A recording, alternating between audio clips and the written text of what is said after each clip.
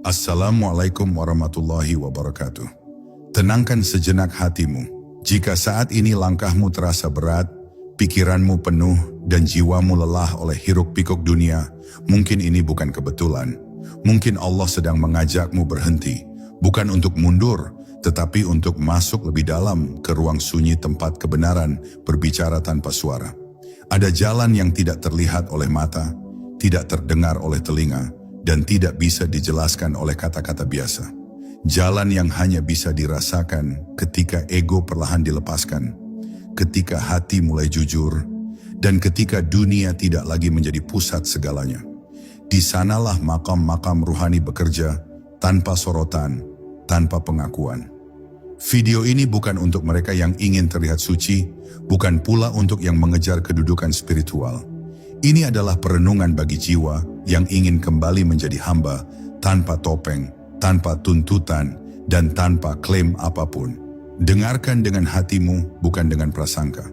Karena yang akan kita bicarakan bukan tentang menjadi sesuatu, melainkan tentang berani kehilangan diri di hadapan Allah. Bab 1. Ketika nama wali disalahpahami. Nama wali seringkali diucapkan dengan nada kagum, seolah ia adalah puncak tertinggi dari perjalanan ruhani manusia. Namun justru di sanalah letak kesalahpahaman bermula. Banyak hati terpikat oleh sebutan, tetapi lupa menelusuri makna. Wali bukanlah gelar yang disematkan, bukan pula identitas yang dapat diklaim. Ia bukan simbol kesucian yang tampak, melainkan keadaan batin yang nyaris tak bisa dijelaskan dengan bahasa. Ketika manusia sibuk mencari wali melalui tanda-tanda lahiriah, sesungguhnya ia sedang menjauh dari hakikat kewalian itu sendiri. Sebab kewalian tidak pernah berteriak meminta dikenali, ia justru bersembunyi di balik kesederhanaan yang sering diremehkan. Dalam pandangan makrifat, wali adalah hamba yang telah diselamatkan dari dirinya sendiri. Ia tidak lagi sibuk mengurus citra, tidak tenggelam dalam penilaian manusia, dan tidak terikat oleh pujian maupun cercaan. Ia hidup di tengah dunia, namun hatinya tidak bermukim di sana. Banyak orang membayangkan wali sebagai sosok yang selalu khusyuk, wajahnya bercahaya, tutur katanya penuh hikmah. Padahal cahaya kewalian seringkali tersembunyi di balik wajah yang biasa, pekerjaan yang sederhana, dan kehidupan yang tampak seperti orang kebanyakan. Justru karena ia tidak menuntut perhatian, maka Allah menutupinya dari pandangan manusia sebagai bentuk penjagaan yang paling halus. Kesalahan paling mendasar dalam memahami wali adalah ketika manusia mengukurnya dengan standar keistimewaan. Seakan-akan wali harus memiliki pengalaman spiritual tertentu, mimpi-mimpi luar biasa, atau kemampuan di luar nalar. Padahal semua itu tidak menjamin apapun. Dalam banyak riwayat para arif, wali sejati justru adalah mereka yang paling takut jika dirinya diberi keistimewaan, karena khawatir hatinya tergelincir pada rasa aku. Di titik inilah kewalian bukan lagi tentang kelebihan, melainkan tentang keselamatan. Keselamatan dari ujub, dari merasa lebih dekat, dari merasa lebih dipilih. Dan keselamatan semacam ini hanya diberikan kepada hati yang benar-benar berserah. Ada sesuatu yang sangat halus dalam makam ini, sesuatu yang tidak bisa diraih dengan usaha keras, apalagi dengan ambisi rohani. Wali tidak dilahirkan dari keinginan untuk menjadi istimewa, tetapi dari kejujuran yang mendalam dalam menjadi hamba. Ketika seseorang tidak lagi sibuk bertanya, siapa aku di mata Allah, melainkan hanya berusaha hadir sepenuhnya dalam ketaatan dan adab, maka disitulah jalan itu mulai terbuka tanpa disadari. Ia tidak merasa sedang naik, tidak pula merasa telah sampai. Ia hanya berjalan setia pada perintah, sabar dalam larangan, dan ridha dalam takdir. Dan justru karena itulah ia dijaga dari rasa memiliki makam. Maka ketika kita berbicara tentang wali, sejatinya kita sedang diajak untuk meruntuhkan banyak gambaran yang keliru dalam diri. Kita diajak untuk kembali memandang kewalian bukan sebagai tujuan, tetapi sebagai akibat. Akibat dari tauhid yang jernih, akhlak yang lembut, dan hati yang luruh di hadapan Allah. Jika hari ini kita masih tertarik pada sebutan, masih terpikat oleh kisah-kisah keajaiban, mungkin yang perlu dibenahi bukan pemahaman tentang wali, tetapi cara kita memandang kedekatan dengan Allah itu sendiri. Karena semakin seseorang mendekat, semakin ia menghilang. Dan semakin ia menghilang, semakin dekat ia dengan hakikat kewalian yang sesungguhnya. Bab 2. Tauhid yang tidak menyisakan siapapun. Tauhid sering diajarkan sebagai dasar agama, namun jarang diselami sebagai jalan pembebasan batin. Banyak orang merasa telah bertauhid karena lisannya mengucap keesaan Allah, pikirannya meyakini kekuasaannya, dan amalnya tertata rapi. Namun tauhid yang mengantar pada wilayah kewalian bukan sekadar pengakuan, melainkan peristiwa batin yang mengguncang pusat keakuan. Ia datang bukan untuk menenangkan ego, tetapi untuk meruntuhkannya. Pada tahap ini, tauhid tidak lagi terasa nyaman, karena ia mulai mencabut sandaran-sandaran halus yang selama ini dianggap suci, termasuk rasa bangga atas iman dan ketaatan itu sendiri. Dalam tauhid yang mendalam, seseorang perlahan menyadari bahwa ia selama ini masih berdiri di hadapan Allah dengan membawa dirinya. Ia berdoa dengan harapan, beribadah dengan perasaan memiliki, dan berserah dengan syarat tersembunyi. Tauhid sejati datang ketika semua itu dilepaskan, ketika seseorang tidak lagi memposisikan dirinya sebagai subjek yang sedang mendekat kepada Tuhan, melainkan sebagai hamba yang sepenuhnya berada dalam genggamannya. Di titik ini, rasa aman tidak lagi bersumber dari amal, dan rasa takut tidak lagi bergantung pada dosa. Yang tersisa hanyalah kesadaran bahwa segala sesuatu bergerak atas kehendaknya, termasuk gerak hati yang paling halus. Tauhid yang demikian tidak membuat seseorang merasa hebat, justru sebaliknya, ia melahirkan kerendahan yang sangat dalam. Semakin seseorang memahami keesaan Allah, semakin ia melihat betapa rapuh dan tidak berdayanya dirinya. Ia tidak lagi berani bersandar pada pemahaman, apalagi pada pengalaman ruhani. Semua dianggap sebagai titipan yang bisa diambil kapan saja. Bahkan keyakinannya pun ia mohonkan agar dijaga, karena ia sadar bahwa tanpa penjagaan Allah, hati bisa berpaling dalam sekejap. Inilah tauhid yang tidak memunculkan klaim, karena tidak ada lagi aku yang merasa berhak mengklaim apapun. Dalam pandangan para arif, tauhid semacam ini disebut tauhid yang menghanguskan, bukan tauhid yang menghias. Ia tidak memperindah citra spiritual seseorang, tetapi membersihkan batinnya dari segala bentuk penyekutuan yang tersembunyi. Termasuk penyekutuan paling halus, yaitu merasa diri sebagai pelaku kebaikan. Ketika seseorang masih merasa aku yang taat, aku yang ikhlas, atau aku yang dekat, maka tauhidnya masih berada di permukaan. Tauhid yang dalam membuat seseorang melihat bahwa ketaatan adalah karunia, keikhlasan adalah pemberian, dan kedekatan adalah rahmat, bukan hasil usaha. Maka tidak mengherankan jika tauhid menjadi syarat paling mendasar dalam maqam waliullah, sekaligus yang paling sedikit dipahami. Karena ia menuntut keberanian untuk kehilangan pijakan batin. Ia mengajak manusia untuk berdiri tanpa pegangan selain Allah, tanpa jaminan selain rahmatnya.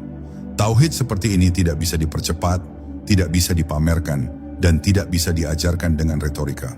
Ia tumbuh dalam keheningan, dalam kejujuran menghadapi diri, dan dalam kesediaan untuk hancur demi kebenaran.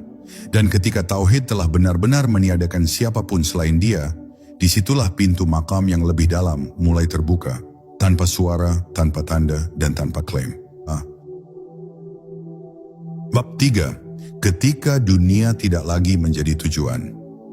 Dunia seringkali ditinggalkan secara lahiriah, namun tetap bercokol kuat di dalam batin. Banyak orang mampu mengurangi kepemilikan, menahan keinginan, bahkan hidup sederhana, tetapi hatinya masih dipenuhi oleh harapan-harapan duniawi yang halus. Dalam jalan makrifat, yang dituntut bukanlah menjauh dari dunia, melainkan membebaskan hati darinya. Karena dunia yang paling berbahaya bukan yang terlihat, tetapi yang bersembunyi di balik niat, doa, dan bahkan ibadah.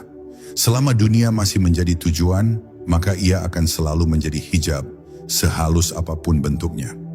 Pada maqam ini, seseorang mulai diuji bukan dengan banyaknya harta, melainkan dengan seberapa besar ketergantungannya. Ia bisa saja kehilangan sesuatu yang kecil, namun jiwanya guncang, atau memperoleh sesuatu yang sederhana, namun hatinya melambung.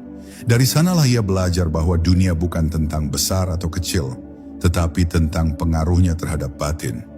Wali bukan mereka yang tidak memiliki apa-apa, melainkan mereka yang tidak dimiliki oleh apapun. Dunia boleh datang dan pergi, tanpa pernah menggeser ketenangan hatinya, karena pusat kehidupannya sudah berpindah. Ketika dunia tidak lagi menjadi tujuan, orientasi hidup pun berubah dengan sendirinya. Usaha tidak lagi didorong oleh ambisi, melainkan oleh amanah. Keberhasilan tidak lagi melahirkan kebanggaan, dan kegagalan tidak lagi melahirkan keputusasaan. Semua dipandang sebagai bentuk pengaturan ilahi yang sedang bekerja. Disinilah seseorang mulai merasakan kebebasan yang sejati, kebebasan dari keharusan untuk selalu berhasil, diakui, dan diunggulkan. Ia berjalan dengan tenang, karena ia tidak lagi membawa beban pembuktian diri. Dalam kondisi batin seperti ini, doa pun mengalami perubahan yang halus. Ia tidak lagi dipenuhi daftar permintaan, tetapi dipenuhi penyerahan. Seseorang mulai lebih sering memohon agar hatinya dijaga, daripada agar keadaannya diubah. Ia lebih takut kehilangan keikhlasan daripada kehilangan kesempatan. Dunia tidak lagi diperlakukan sebagai sumber kebahagiaan, melainkan sebagai sarana untuk mengenal kehendak Allah dengan lebih jujur. Setiap keadaan, baik lapang maupun sempit, dibaca sebagai pesan, bukan sebagai ancaman. Inilah fana dari kepentingan dunia yang jarang disadari. Ia tidak datang dalam bentuk keputusan besar atau perubahan drastis, tetapi melalui pergeseran pusat batin yang sangat halus. Seseorang tetap hidup, bekerja, dan berinteraksi seperti biasa, namun hatinya tidak lagi menggantung. Dan ketika dunia benar-benar kehilangan daya tariknya, bukan karena dibenci, melainkan karena telah dikenali hakikatnya, maka disitulah seorang hamba mulai melangkah lebih dalam menuju makam yang tidak bisa diraih oleh mereka, yang masih menjadikan dunia sebagai tujuan, meskipun dengan nama yang paling religius. Bab 4. Ketaatan yang tidak lagi menawar. Kebanyakan manusia taat selama ketaatan itu masih terasa selaras dengan keinginannya. Selama doa dikabulkan, jalan dimudahkan, dan harapan terpenuhi, ketaatan terasa ringan dan bahkan membanggakan. Namun dalam jalan makrifat, ketaatan yang mengantar pada makam yang dalam justru diuji ketika kehendak pribadi mulai bertabrakan dengan ketentuan ilahi. Disitulah terlihat apakah ketaatan lahir dari kebutuhan atau dari ketundukan yang sejati. Karena selama masih ada negosiasi batin, selama itu pula kehambaan belum sepenuhnya tegak. Ketaatan tanpa menawar bukan berarti tidak merasakan berat, melainkan tidak lagi mempertentangkan. Hati boleh terasa sempit, air mata boleh jatuh, tetapi keputusan batin tetap lurus, menerima dan berjalan. Pada titik ini, seseorang tidak lagi sibuk bertanya mengapa ia harus mengalami ini atau itu. Bukan karena ia tidak ingin memahami, tetapi karena ia telah percaya. Kepercayaan inilah yang mengubah perintah menjadi ketenangan dan larangan menjadi penjagaan. Ia tidak lagi melihat hukum Allah sebagai beban, melainkan sebagai bentuk kasih yang melindungi. Dalam ketaatan yang matang, ibadah tidak lagi dijalani sebagai tuntutan yang harus dipenuhi, tetapi sebagai ruang perjumpaan yang dirindukan.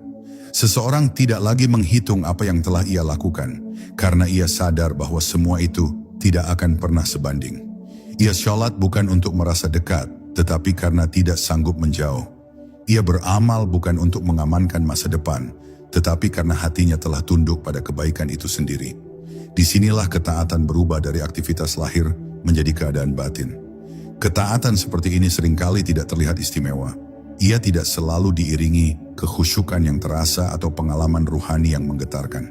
Justru ia hadir dalam kesetiaan yang tenang, dalam konsistensi yang tidak mencari sorotan. Seseorang tetap taat meski tidak merasakan apa-apa, tetap berjalan meski tidak mendapatkan jawaban. Ia tidak berhenti hanya karena tidak ada kepuasan emosional. Karena bagi dirinya, ketaatan bukan sarana untuk mendapatkan sesuatu, melainkan bentuk pengakuan bahwa ia adalah hamba.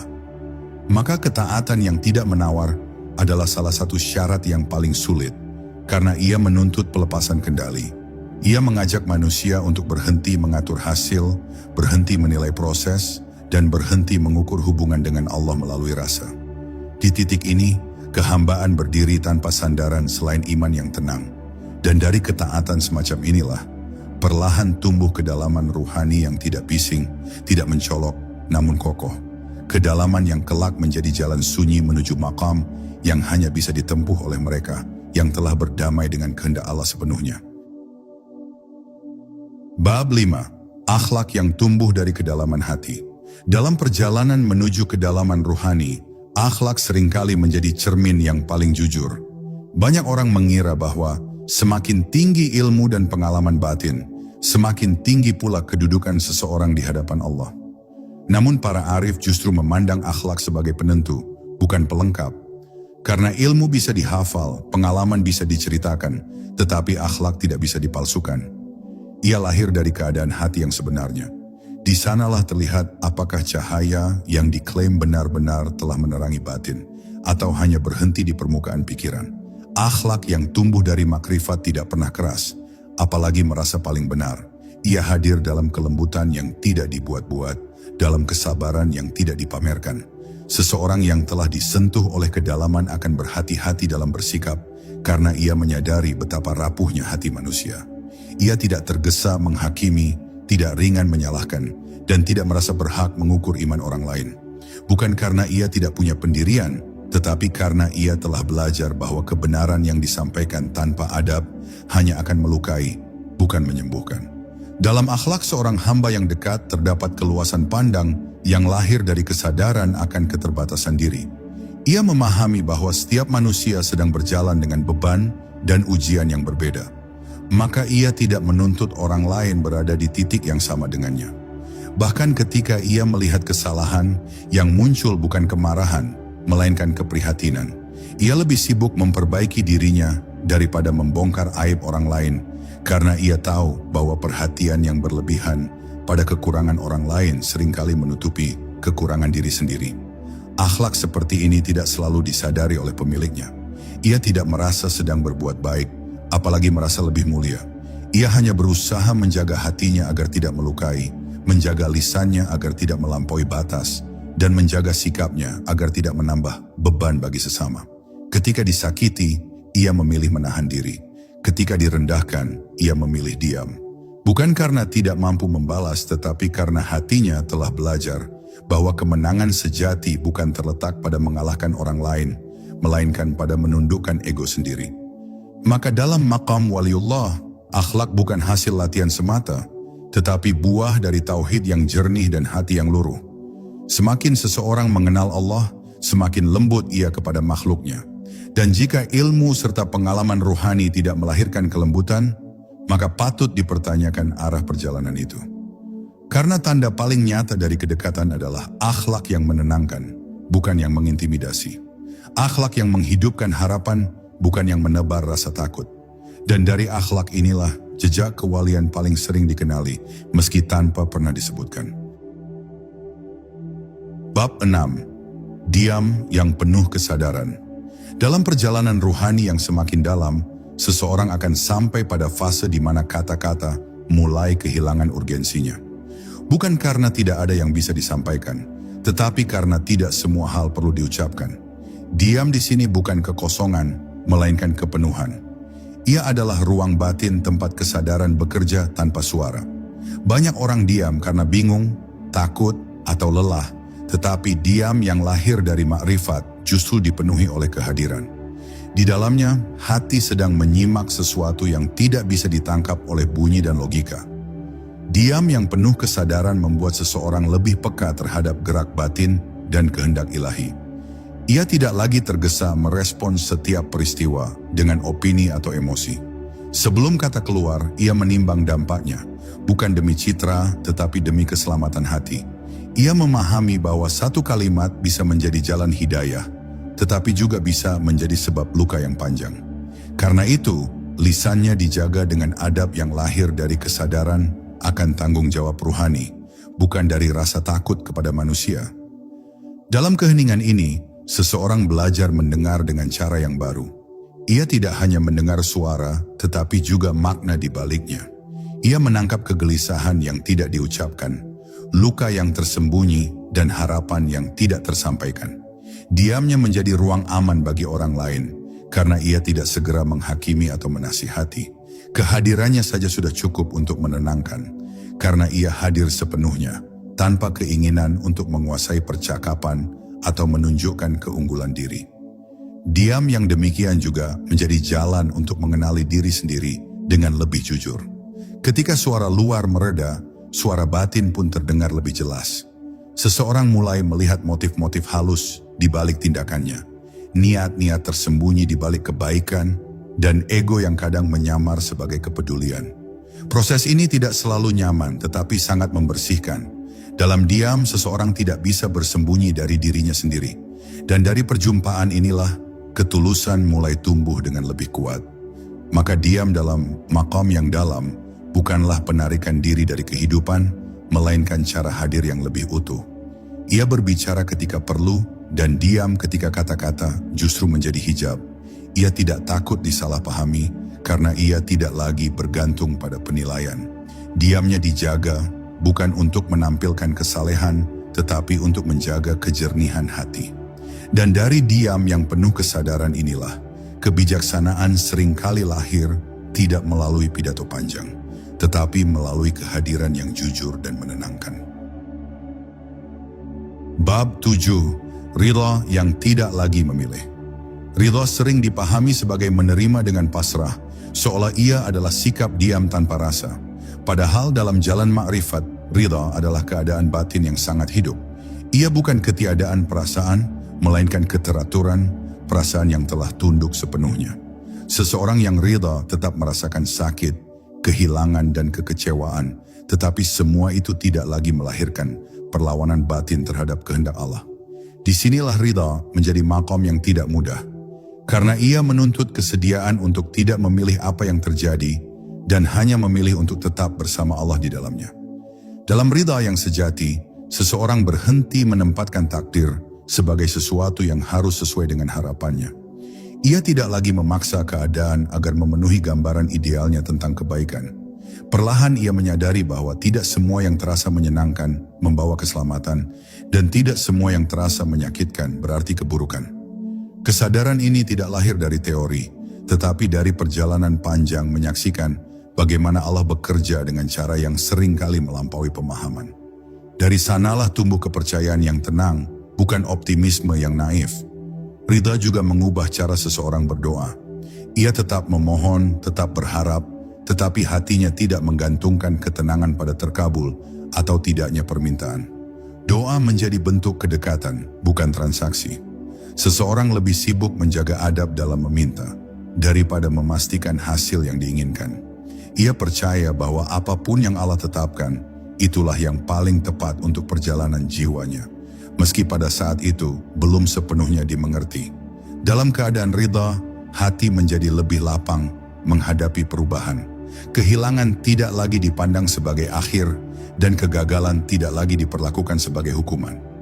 Semua menjadi bagian dari dialog batin yang terus berlangsung antara hamba dan Tuhannya. Seseorang belajar membaca pesan di balik peristiwa, bukan hanya merasakan dampaknya. Ia melihat bahwa setiap keadaan membawa kesempatan untuk semakin mengenal Allah, baik melalui kesabaran maupun rasa syukur yang lebih dalam. Ridha yang tidak lagi memilih inilah yang menjadi salah satu tanda kedalaman ruhani.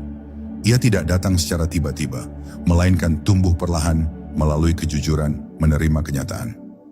Semakin seseorang berhenti melawan, semakin ia merasakan kedamaian yang tidak bergantung pada keadaan.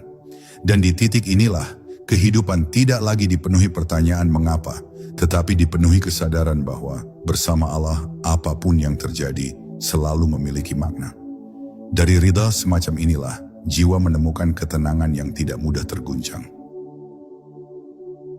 Bab 8. Tidak merasa sampai, tidak merasa istimewa.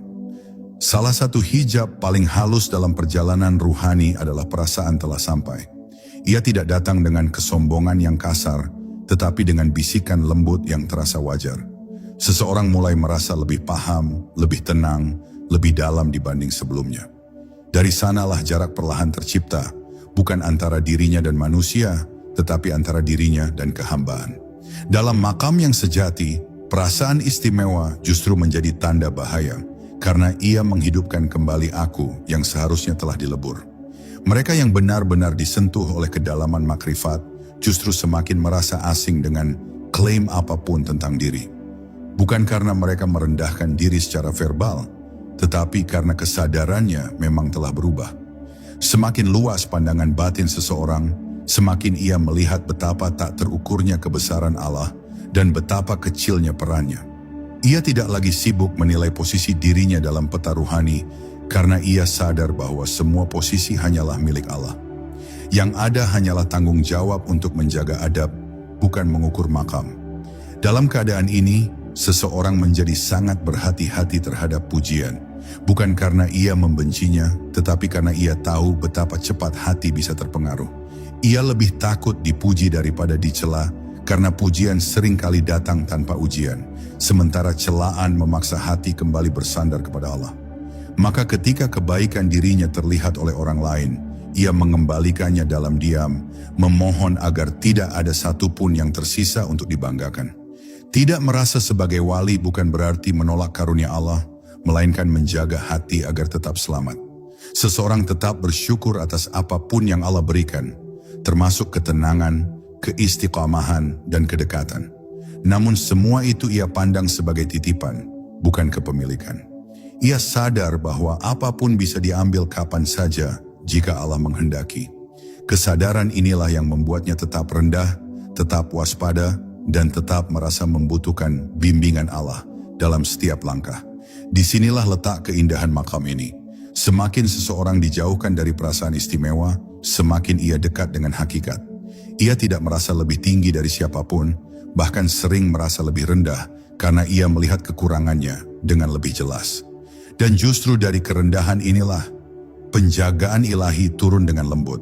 Karena wali sejati bukan mereka yang tahu bahwa dirinya wali, melainkan mereka yang hatinya selamat dari kebutuhan untuk diketahui sebagai siapapun. Bab 9. Ketika jalan ini tidak lagi dikejar. Pada tahap tertentu dalam perjalanan batin, seseorang akan menyadari bahwa semakin ia mengejar, semakin jauh yang dikejarnya terasa. Keinginan untuk mencapai makam, meraih kedalaman, atau memperoleh kedudukan ruhani justru sering menjadi penghalang yang tidak disadari. Dalam jalan makrifat, ada saat di mana usaha harus berubah bentuk, dari mengejar menjadi menjaga, dari menggapai menjadi mengosongkan. Disinilah seseorang belajar bahwa jalan ini tidak bisa ditaklukkan dengan ambisi, meskipun ambisi itu dibungkus dengan niat yang tampak mulia. Ketika makam tidak lagi dijadikan tujuan, perhatian pun bergeser ke sesuatu yang lebih mendasar. Seseorang mulai lebih peduli pada kejujuran niat, kebersihan hati, dan adab dalam keseharian. Ia tidak lagi sibuk membandingkan dirinya dengan orang lain atau mengukur sejauh mana perjalanannya.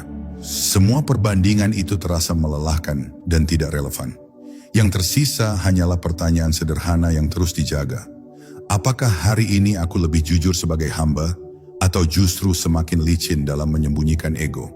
Dalam keadaan ini, ibadah tidak lagi diperlakukan sebagai tangga untuk naik, melainkan sebagai bentuk kesetiaan. Seseorang tetap salat, tetap berdoa, tetap berbuat baik, bukan karena berharap makam tertentu, tetapi karena ia tidak ingin jauh. Jarak dengan Allah menjadi satu-satunya hal yang benar-benar ia perhatikan. Selama hatinya masih terjaga, ia tidak terlalu mempersoalkan di mana posisinya.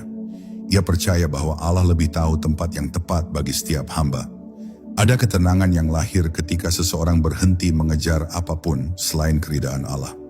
Beban pembuktian diri perlahan runtuh dan digantikan oleh kesadaran bahwa semua sudah diatur. Ia tidak lagi terburu-buru ingin sampai karena ia mulai menikmati proses hadir bersama Allah dalam setiap keadaan. Jalan ini tidak lagi terasa sebagai perjalanan menuju sesuatu yang jauh, tetapi sebagai cara hidup yang terus disucikan dari hari ke hari. Maka makom yang sejati seringkali justru mendatangi mereka yang tidak mencarinya. Ketika hati telah bersih dari ambisi ruhani, Allah yang akan mengangkat tanpa suara. Seseorang mungkin tidak pernah tahu apa yang Allah tetapkan untuknya, dan itulah keselamatannya. Karena selama ia sibuk menjadi hamba, bukan menjadi sesuatu, maka ia berada di tempat yang paling aman. Tempat di mana Allah lebih dekat daripada segala pencapaian yang pernah diimpikan. Bab 10. ketika diri tidak lagi dipertahankan. Di penghujung pembahasan ini, jalan ruhani mempertemukan kita pada satu pertanyaan yang sangat sunyi namun menentukan. Apakah kita siap kehilangan diri? Bukan kehilangan jasad, bukan kehilangan peran sosial, melainkan kehilangan kebutuhan untuk mempertahankan siapa diri ini di hadapan Allah dan manusia. Selama seseorang masih merasa perlu dikenali, dipahami atau dibenarkan, selama itu pula ego masih berdiri sebagai pusat. Padahal makam yang dalam tidak dibangun dengan menambah identitas, tetapi dengan meluruhkannya satu persatu, hingga yang tersisa hanyalah kehambaan yang jujur. Kehilangan diri bukan berarti menjadi kosong tanpa arah. Justru di sanalah arah menjadi paling jelas. Ketika seseorang tidak lagi sibuk membela citra batinnya, ia menjadi lebih mudah menerima kebenaran, meski datang melalui jalan yang tidak ia sukai. Ia tidak merasa terancam oleh nasihat, tidak terusik oleh perbedaan, dan tidak goyah oleh penilaian. Hatinya menjadi lapang karena tidak lagi dipenuhi oleh kebutuhan untuk menang. Yang ia jaga hanyalah satu, agar hubungannya dengan Allah tetap utuh dan tidak tercemar oleh kepentingan tersembunyi. Dalam keadaan ini, hidup dijalani dengan kesadaran yang lebih halus. Setiap peristiwa diperlakukan sebagai undangan untuk semakin dekat, bukan sebagai ujian yang harus dilawan. Seseorang tidak lagi bertanya, apa manfaatnya bagiku, tetapi apa adabku di dalamnya. Ia belajar hadir sepenuhnya, baik dalam kelapangan maupun kesempitan, tanpa merasa lebih suci ketika taat, dan tanpa merasa hancur ketika lalai. Semua dikembalikan kepada Allah dengan kejujuran yang tenang.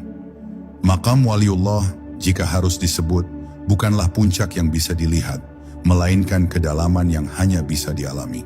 Ia tidak ditandai oleh pengalaman luar biasa, tetapi oleh ketenangan yang tidak bergantung pada keadaan. Ia tidak diukur dari banyaknya amal yang tampak, tetapi dari seberapa sedikit ego yang tersisa.